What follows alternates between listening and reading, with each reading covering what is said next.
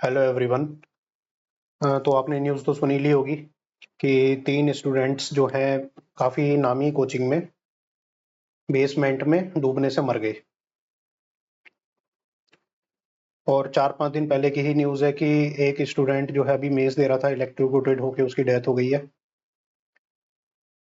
और ये तो न्यूज़ में इसलिए आ गए हैं क्योंकि यूपीएससी का कुछ दिनों से न्यूज़ चल रही थी पूजा खेड़कर के बाद से, नहीं तो ये आपको न्यूज़ में भी सुनने को नहीं मिलता। हर साल ऐसे इंसिडेंट होते हैं। और तकरीबन जो एस्पिरेंट एस्पिरेंट कैटेगरी में मैं बताता हूँ 25 से लेके 50 के बीच में एस्पिरेंट हर साल डेथ होती है।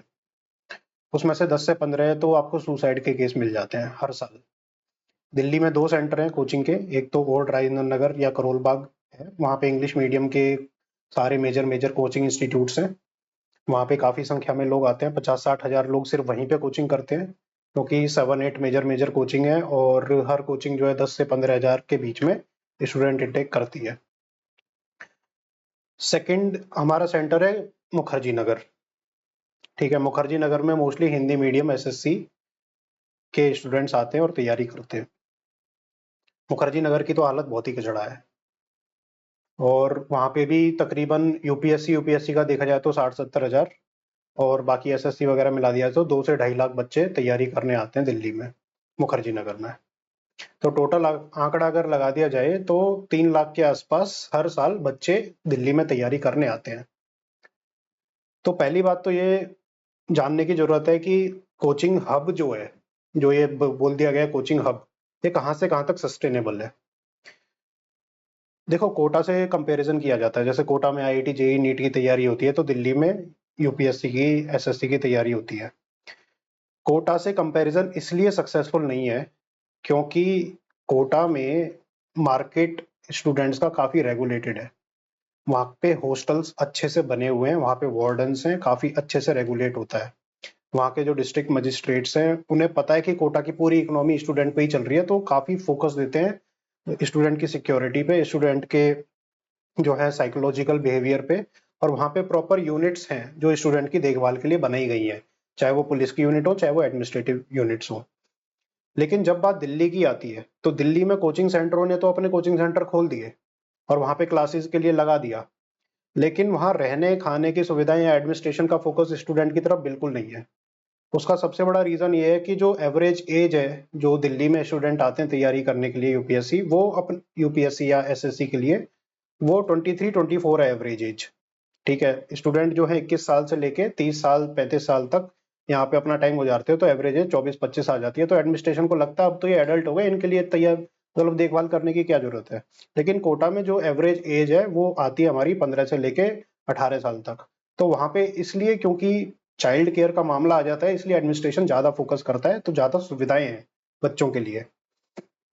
तो दिल्ली में जब बच्चे आते हैं तो जो बच्चे आना चाहते हैं दिल्ली में और जो दिल्ली में अभी रह रहे हैं और जो पेरेंट्स मेरे को देख रहे हैं जो अपने बच्चों को दिल्ली में भेजने की सोच रहे हैं, वो इस वीडियो को पूरा देखें। पहली चीज, किन किन रीजनों से कोई भी स्टूडेंट दिल्ली में आता है। सबसे बड़ा रीजन उन्हें लगता है कि यहाँ पे गाइडेंस अवेलेबल नहीं है हमारे घर पे आसपास, ठीक है, लोकल माहौल है, दिल्ली में जाके मेरे को जो है एक्सपोजर मिलेगा, मुझे गाइडेंस मिलेगी। दूसरा सबसे बड़ा रीजन ये है कि माहौल मिलेगा, वहाँ पे लोग इस तरह के मिलेंगे जो तैयारी करते हैं, बहुत ही इंटेलिजेंट लोग मिलेंगे, मीन्स दे रहे हैं, इंटरव्यू दे रहे हैं टाइप के लोग मिलेंगे, या काफी सिलेक्टेड कैंडिडेट से मेरी जान पहचान बढ़ जाएगी। दूसरा सबसे बड़ा रीजन ये है। ठीक है, तीसरा सबसे बड़ा रीजन ये है कि ऑफलाइन कोचिंग लोग ज्यादा प्रेफर करते हैं in comparison to online coaching, क्योंकि उन्हें लगता है कि हमारा डिसिप्लिन नहीं बनता है, तो उस डिसिप्लिन को बनाने के लिए लोग दिल्ली में आते हैं। तो मैं एक एक करके इन तीनों पे डिस्कस करूंगा। पहली चीज है पढ़ाई। देखो, जब भी पढ़ाई की बात आती है कि आप ये सोच के आ रहे हो कि दिल्ली में हमारी पढ़ाई होगी, तो आप ये गलत फहमी में हो। मैं आपको सिंपल सादा आंकड़ा बता देता हूँ। एक फेमस कोचिंग है, वो 15 हज़ार के आसपास स्टूडेंट इंटेक करती है ऑफलाइन। तो शुरू के महीने में जो उसकी अटेंडेंस है वो सारे 15 के 15 हज़ार बच्चे आते हैं, शुरू के महीने मोटिवेटेड रहता है। एट द 6th मंथ सिर्फ 2,000 बच्चे क्लास में दिखते हैं, 13,000 बच्चे क्लासों से गायब हो जाते हैं। क्योंकि हर कोचिंग प्रोवाइड क्या कराती है कि वो ऑफलाइन कोचिंग भी प्रोवाइड कराती है, साथ में ऑनलाइन पोर्टल भी प्रोवाइड कराती है। तो बच्चे डिसिप्लिन मेंटेन नहीं कर पाते हैं और वो जो ऑनलाइन पे शिफ्ट हो जाते हैं। तो ज्यादातर बच्चे जो ऑफलाइन क्लासेस के लिए जाते हैं वो बेसमेंट में लाइब्रेरी में बैठ के अपने लैपटॉप पे क्लासेस देख रहे होते हैं, क्योंकि वो क्लासेस में नहीं जाते। और ज्यादातर बच्चे जो कोचिंग इंस्टीट्यूट के पास अपना घर लेते हैं वो भी नहीं जाते क्लास लेने के लिए। अब आप बताओ, आपके कॉलेज में आप कितनी अटेंडेंस दी आपने? अगर आप अपने कॉलेज में अटेंडेंस नहीं दे पाए रेगुलरली, तो आप क्या कोचिंग इंस्टीट्यूट में अटेंडेंस दे लोगे जहाँ 6 घंटे रोज की क्लास चल रही है, 5 घंटे रोज की क्लास चल रही है लगभग? नहीं दे सकते। तो अपने दिमाग से पहले तो फितूर निकाल दो कि मैं दिल्ली में जाऊंगा और मैं 8 घंटे क्लास लूंगा, फिर मैं 6 घंटे खुद से पढ़ूंगा। नहीं होने वाला। सिंपल सी चीज है। सॉल्यूशन मैं बताऊंगा, पहले प्रॉब्लम डिस्कस कर लेते हैं। दूसरा सबसे बड़ा मिथ है कि माहौल मिलेगा। माहौल, ये माहौल होता क्या है? माहौल ये होता है कि तुम्हारी जो कम्युनिटी है, उस कम्युनिटी में सारे पढ़ाकू लोग हैं, और वो लोग हैं जो प्रीलिम्स मेंस आराम से निकाल रहे हैं, ठीक है, और इंटरव्यू तक पहुंच रहे हैं, और कई लोग जो है सिलेक्टेड भी हो रहे हैं। तो तुम्हारी एक बन जाती है कि हाँ मेरा दोस्त सिलेक्टेड है, ये वो करके हो जाता है। तो मैं आपको बता दूं ऐसा नहीं होने वाला है, क्योंकि दिल्ली में ज्यादातर बच्चे आजकल वो आ रहे हैं जो ग्रेजुएशन तो भर देते हैं अपने गांव के कॉलेज से, लेकिन दिल्ली में आके कोचिंग ले रहे हैं। तो 90-90 टाइप के ज्यादातर लोग हैं दिल्ली में जो रह रहे हैं, ठीक है। अब वो क्या करते हैं, मोटिवेशन में भाई घर वालों को पढ़ा पढ़ू के आते हैं दिल्ली में, लेकिन यहाँ पर आके मोटिवेशन से 1 महीने तो क्लास ले लेते हैं, उसके बाद हो जाता है उनका डामाडोल। या तो तबीयत खराब हो जाती है, या कुछ ना कुछ हो जाता है, या किसी के रिलेशनशिप के पंगे हो जाते हैं, या किसी के दिल डोलने लग जाते हैं, या फिर चस्का लग जाता है इधर उधर की चीजों का, या फिर सुट्टा पीने लग जाते हैं, दारू पीने लग जाते हैं, ड्रग्स करने लग जाते हैं, कुछ कुछ हो जाता है। और ये मैं कहानी बता रहा हूँ 80% कैंडिडेट्स की। जो कुछ नशे पानी नहीं करता वो प्यार में पड़ जाएगा, और फिर वहीं के वहीं पढ़ाई की पढ़ाई धरी रहेगी। ये 80% कैंडिडेट्स के साथ कहानी है। और एक बार ऐसा हुआ, आप जो ट्रैक से उतरे, तो फिर उस ट्रैक में कभी नहीं आ पाते। आप उस साल तो तकरीबन नहीं आओगे। और आपको पता है ये तैयारी डिमांड करती है एटलीस्ट 2 से 3 साल की पढ़ाई, कंटिन्यूस पढ़ाई। 2 से 3 साल आप जो है 6 महीने कंटिन्यूस नहीं कर पा रहे हो, तो आप 2 से 3 साल कैसे कर पाओगे? सॉल्यूशन में बताऊंगा, अभी प्रॉब्लम डिस्कस कर लेते हैं। सेकंड प्रॉब्लम, तो माहौल कुछ नहीं है यहाँ पे। माहौल जो है यहाँ पे नंगपने का माहौल है प्रॉपर। यहाँ पे क्या है, हॉस्टल नहीं है कि आप जा रहे हो और आपकी पूरी केयर करी जा रही है, टाइम से खाना आ रहा है, ऐसा कुछ भी नहीं है। यहाँ पे जो कमरा आप लेने जाओगे इतना ज्यादा फाइनेंशियल कॉस्टली होगा, वो 20,000 से नीचे तो आपको एक कमरा ही नहीं मिलेगा। ऐसे कमरे मिलते हैं कि जो अगर भैंस भी आ गई ना तो वो भी बोलेगी यार इससे तो मेरा तबेला ही बढ़िया, तबेले में वापस चलते हैं। इस तरह के कमरे आपको 15 से 20 हजार के मिलते हैं। वो सिर्फ कमरा कमरा है। उसके बाद बिजली का बिल अलग, उसके बाद खाने पीने का अलग। खाने पीने का मैं आपको बता दूं, आप अपने घर पे 3-4 हजार में मैनेज कर लेते हो, दिल्ली में आके 7-8 हजार लगता है खाने पीने का। अगर आप ठीक ठाक खाना पीना चाह रहे हो तो 60 हजार 7-8 हजार लगता है इन एडिशन। उसके बाद आपकी ट्रेवलिंग कॉस्ट, ये कॉस्ट वो कॉस्ट मिला मिलू के आपका ऑन एन एवरेज खर्चा पड़ जाएगा 30 हजार। वो है lower middle class type of living. जो अभी आप घर पे रह रहे हो उस तरह की कंडीशन में अगर आप रहोगे तो 30 हजार रुपये महीने का सिर्फ रहने खाने का देना पड़ेगा आपको। उसके बाद टेंशन अलग, सब्जी लानी है, मेड है, या फिर आपने मैस लगाई है तो मैस में एक मैस में खाना नहीं खा रहा, दूसरे खाना खा रहे, तो बहुत टेंशन है। कपड़े धोने की टेंशन, ये टेंशन वो टेंशन, ठीक है। तो सारा टाइम आपका ना आप सेल्फ मैनेजमेंट में ही चला जाएगा। अभी आपको ये लग रहा है कि भाई ये सब करेंगे सीखेंगे, कुछ नहीं। आपका दिन का 7-8 घंटा ही नहीं सब फालतू की चीजों में जाएगा। पढ़ाई तो आप क्या करोगे, क्लास में आप क्या जाओगे, सेल्फ स्टडी आप क्या करोगे, हर सब भगवान भरोसे रहेगा आपका। उसके अलावा फ्रेंड्स लोग बनते हैं, फिर उनकी थोड़ी लाइबिलिटीज भी बन जाती हैं, ठीक है। कई यंग एज में बच्चे आते हैं तो यहाँ पे आके सबको इश्क विश्क होने लग जाता है। और यहाँ का इश्क परमानेंट इश्क नहीं होता है। यहाँ का एक मस्त मौला मजे वाला इश्क होता है। आप जिस फ्लैट में रह रहे हैं यहाँ पे ना हॉस्टल सिस्टम कम है, और हॉस्टल में तो आप रह ही नहीं सकते, इतना बेकार होता है वहाँ। वेंटिलेशन नहीं है, कुछ नहीं है, ठीक है। बदबू आएगी, पानी चुचाएगा, सीलन आ रही है, ये सब रहता है। अगर आप ठीक ठाक सा कमरा लेते हैं तो यहाँ पे फ्लैट सिस्टम है, 2 कमरे 3 कमरे फ्लैटों के होते हैं। तो आप पढ़ाई कर रहे होंगे, रात बगल में पार्टी चल रही होगी, क्या कर लोगे आप? टोका टाकी करोगे तो फिर लड़ाई हो जाएगी। कई लोग इसलिए परेशान रहते हैं क्योंकि उनके रूममेट्स अच्छे नहीं है। रूममेट्स मतलब फ्लैटमेट्स अच्छे नहीं है और अच्छे नहीं है। ज्यादातर लोग यहाँ पे मजे करने आते हैं, तैयारी करने कम आते हैं, और उनके फादर के पास बहुत पैसा है, वो उड़ाते हैं। आपके पास नहीं है तो आप ये देख लो, ठीक है। तो फ्रस्ट्रेशन उस चीज की अलग आती है कि सामने वाला मजे कर रहा है और मैं यहाँ बैठ के पढ़ रहा हूँ। मैंने ये कब एक्सपीरियंस किया है, देखो मैंने दोनों लाइफ जी है। मैंने 6 साल अपने घर पे तैयारी करी थी शुरू से। मैं कभी दिल्ली का मैंने मुखड़ा भी नहीं देखा था। वहां जाता था, टेस्ट सीरीज खरीदता था, घर पे आ जाता था। मैंने किसी हॉस्टल, कोचिंग या फिर रूम रेंट कुछ नहीं देखा। मैं वहां जब जॉब करने गया था तब मैंने वहां पे लिया था, क्योंकि मेरे को घर से कम्यूट करना मुश्किल हो रहा था। मैं वहां 1.5 साल रहा हूँ, तो मैंने इन एंड आउट पूरी स्टूडेंट साइकोलॉजी कंप्लीटली वहां की देखी है। और वो देखिए मैच्योर पर्सपेक्टिव से। मैंने वो लाइफ नहीं जी है, मैच्योर पर्सपेक्टिव से देखे, जब सोसाइटी को देखते हो कि क्या चल क्या रहा है यहाँ पे, बच्चे यहाँ से क्यों सक्सेसफुल नहीं हो रहे हैं।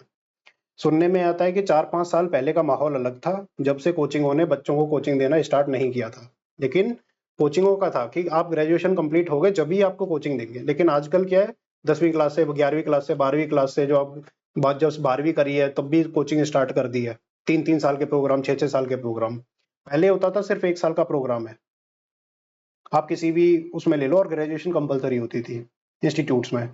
तो जो एवरेज एज थी ज्यादा थी, लोग मैच्योर आते थे, पढ़ने वाले आते थे, 1-2 साल तैयारी करते थे, चले जाते थे। लेकिन आज की डेट में लोग अपनी लाइफ जीने यहाँ पे आ रहे हैं इंस्टेड ऑफ डूइंग स्टडी, और लाइफ क्वालिटी बिल्कुल बर्बाद है, बिल्कुल बर्बाद है।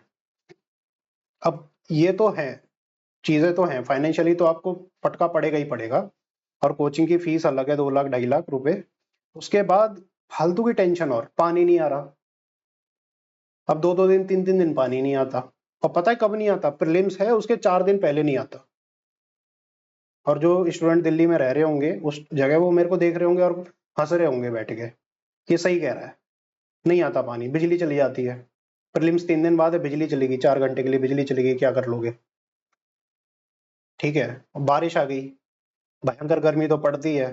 किसी का छत का मकान है तो वैसे जिंदा नहीं रह पाएगा। और जो एसी वेसी लगाते हैं, जो रूम ओनर है, वो एसी ऐसा खटारा लगाते हैं, बिल्कुल ट्रैक्टर की तरह आवाज करता है। एसी आप चलाओगे, पढ़ नहीं पाओगे।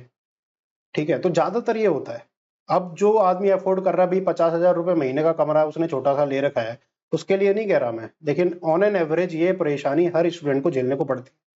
अब रूम आपने लिया है, उस आपको लगता है कि रूम पे पढ़ लोगे, लेकिन रूम पे क्या है कि पार्टी चल रही है, दूसरे रूममेट कर रहे हैं, तो आप लाइब्रेरी ज्वाइन करोगे।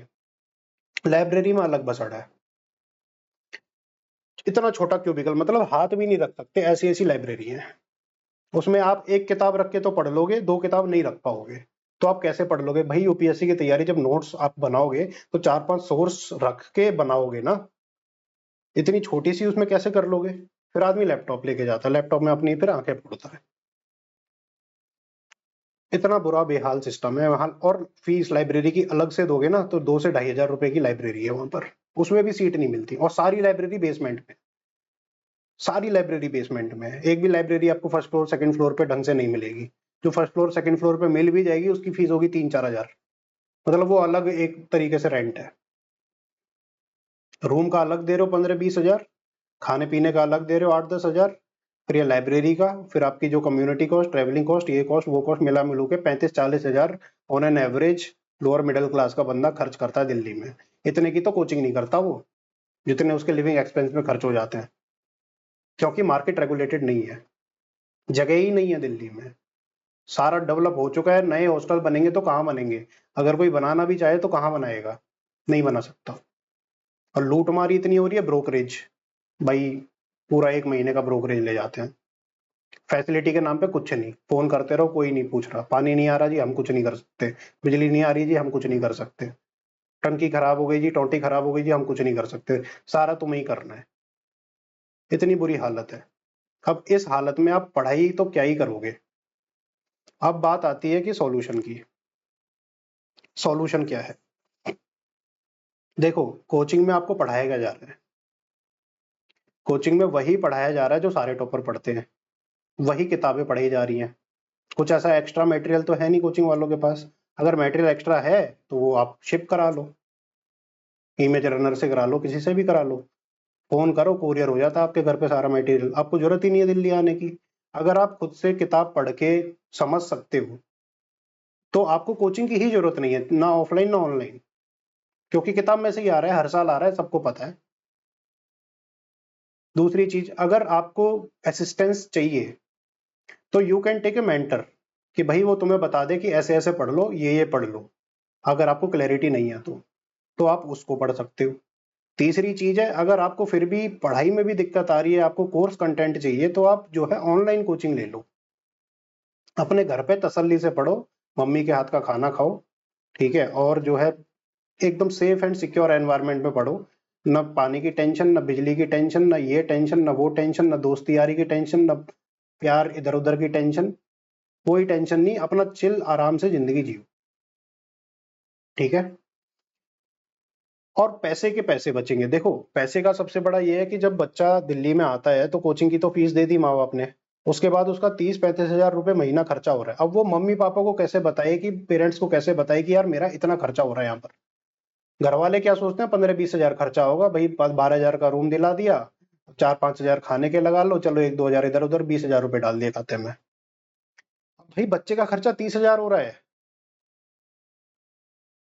पेरेंट्स को नहीं पता, वो पेरेंट्स से नहीं मांग सकता वो, तो क्या करता है, छोटी छोटी इधर उधर की नौकरी शुरू कर देता है।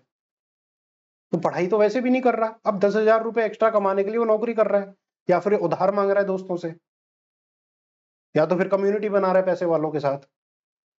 तो पढ़ाई तो वैसे भी नहीं हो रही ना, आपको चाहिए, पैसे चाहिए।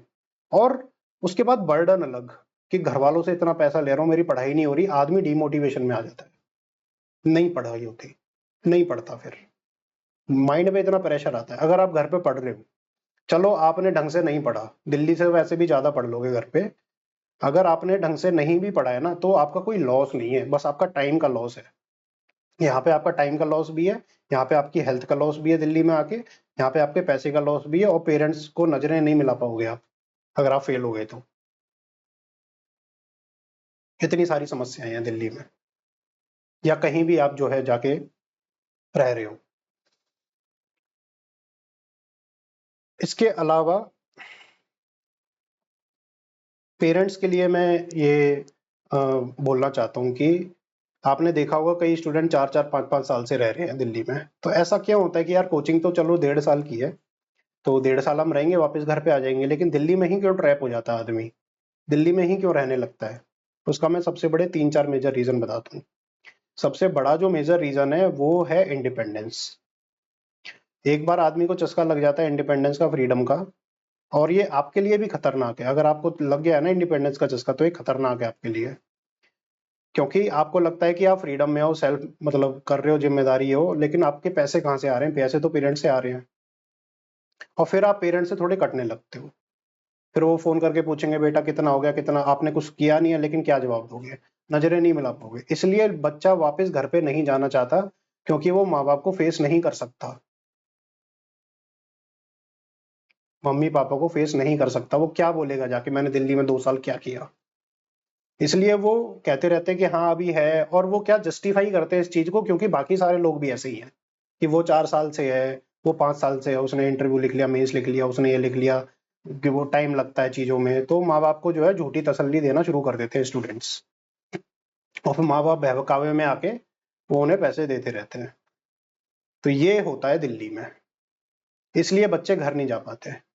लड़कियां इसलिए नहीं जाती, 24-25 साल की एवरेज उम्र है, घर पे जाते ही शादी का प्रेशर आने लगेगा, तो शादी के प्रेशर को अवॉइड करने के लिए घर नहीं जाती हैं ज्यादातर।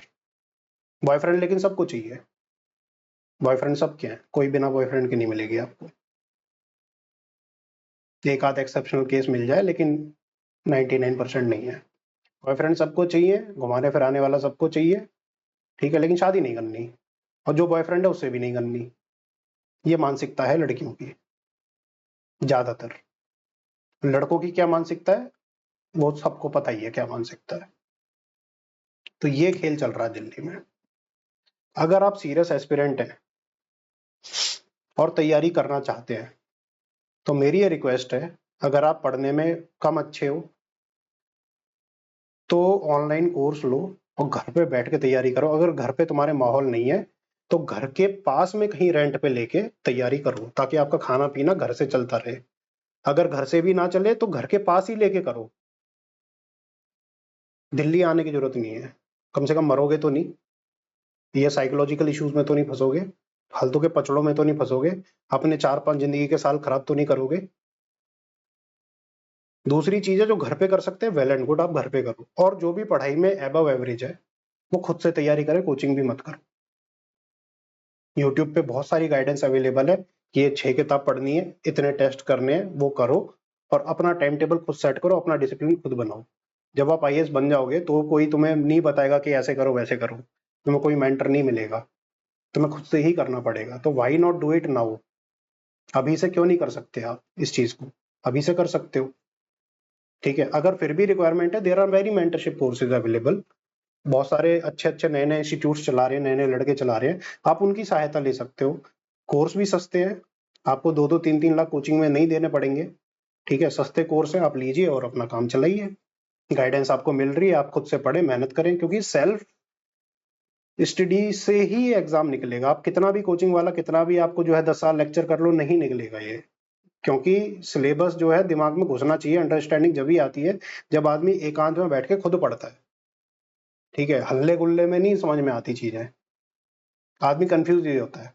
और ये माहौल है, एक आदमी ने कुछ बता दिया, एक आदमी ने कुछ बता दिया, एक आदमी ने कुछ बता दिया, तो ये हो गए कंफ्यूज, और आप खुद क्या सोच रहे थे वो भूल जाते हो।